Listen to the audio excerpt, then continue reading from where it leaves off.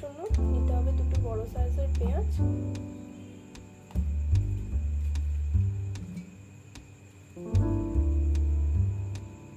পেঁয়াজের সাথে আদা রসুন দিয়ে দিতে হবে, এর সাথে অ্যাড করুন টমেটো। এটাকে সেদ্ধ হয়ে যাওয়ার পর 5-10 মিনিট রেখে ঠান্ডা হয়ে যাওয়ার পর হাত দিয়ে ছোট ছোট করে টুকরো করে নিতে হবে। তারপর তেল দিয়ে দিতে হবে। পেস্ট করে রাখা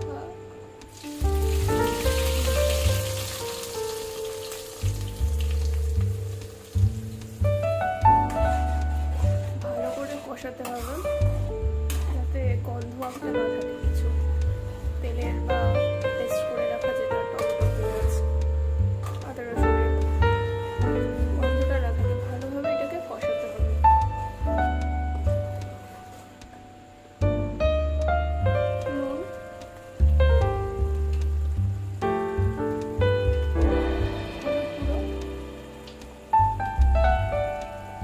ধনে গুঁড়ো, জিরে গুঁড়ো, কাশ্মীরি পাউডার, গরম মশলা দিয়ে ভালোভাবে কষাতে হবে।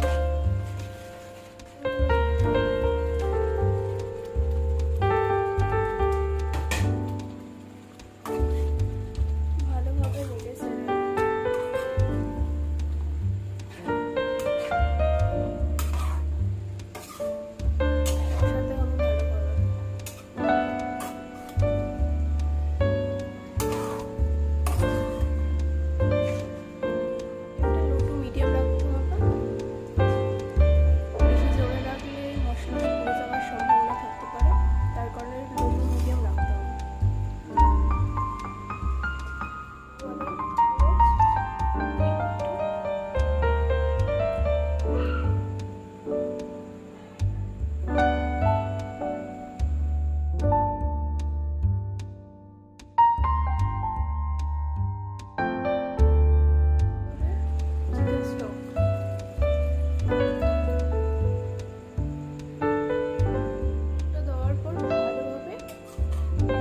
নেড়ে চেড়ে পেস্টটা দিয়ে